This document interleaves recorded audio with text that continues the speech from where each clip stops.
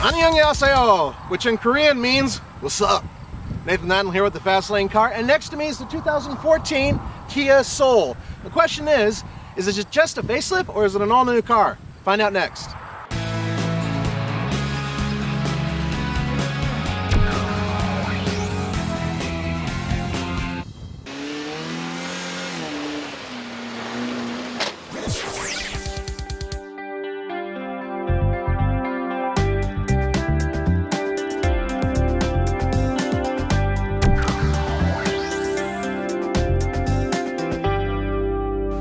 So what you're looking at is a 2-liter engine that puts out 164 horsepower and 151 pound-feet of torque.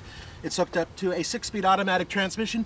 There is no manual transmission available with the 2-liter, which is a bummer. So if you want that, you'll have to get the 1.6-liter, which puts out like 130 horsepower. So I highly recommend sticking with this because it's a hell of a good little engine. It's real peppy. It does get mediocre gas mileage, 23 miles per gallon city and 30 miles per gallon highway, which frankly should be a little bit better than that. But for what it is and the fact that you're driving basically a brick, it's not too bad.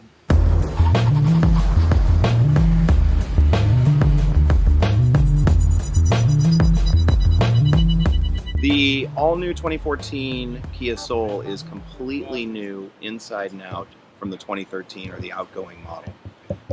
What you're looking at behind me is a Soul Plus, which represents our volume vehicle.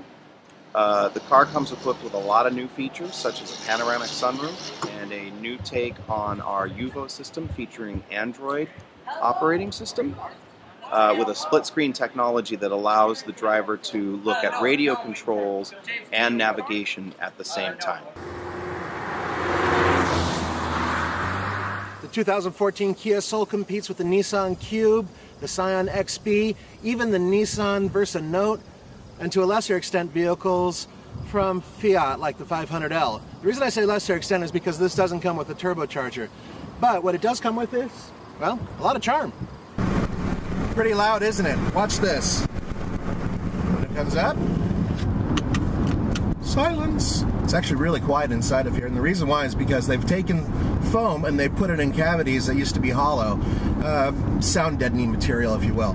And what that's done is it's taken a car that sounded like a tin box and made it actually pretty damn quiet.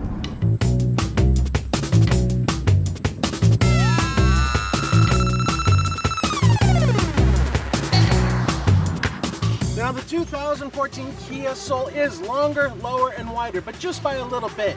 And as you can see, it's still a relatively small vehicle. I mean, I could fit back there, but I didn't want to break the cardboard thing on the bottom that's covering up the spare tire. Look at this. Isn't this a cool little detail? This is all new. I think the rear actually looks better. Is it slap-worthy? Well, 2 fingers.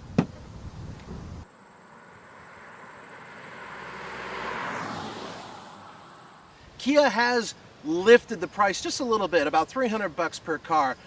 This one, which is fully loaded, starts at just over $20,000, and you can get a base model for about $14,700. So those prices are pretty competitive.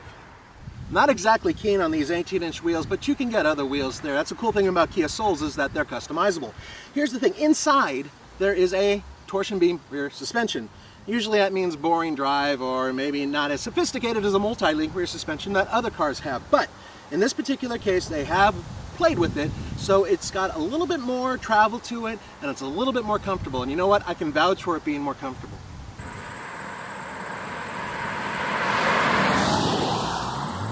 The interior has been vastly improved. I especially like the soft touch materials right here on the door. That way, if you put your elbow up on the door sill, it's got sponge on it. That's nice. That's very nice. The rest of the interior is nice too.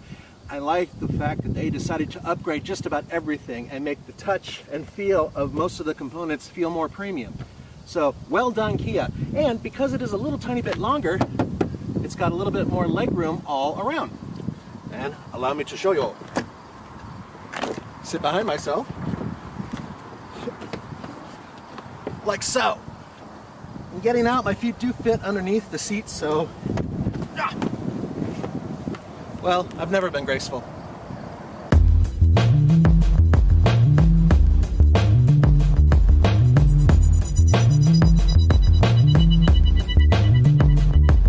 So for all of you Peter Schreier fanboys out there and fangirls, yes, he did do a little bit with this car. He did the steering wheel.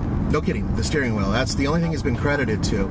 Although the design language and whatnot has to do with what he established, and he's in charge of the design studio, and he's pretty much the savior of Kia. And I would agree with that too, by the way. I think he's pretty damn good at what he does. But in this particular case, the only thing he's done here is the steering wheel. And it's actually a pretty good looking steering wheel, and the feel is pretty good too.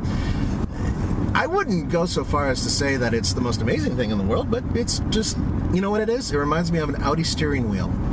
I wonder why. On the TFL scale of buy it, lease it, rent it, or forget it, I'm going to give this a, hold on a minute, because we have to actually get it to Colorado and test it ourselves. The bottom line is, I think the 2014 Kia Soul is an excellent, excellent little car for people who don't have a lot of scratch. For the Fast Lane Car, this is Nathan Adlin. See you next time.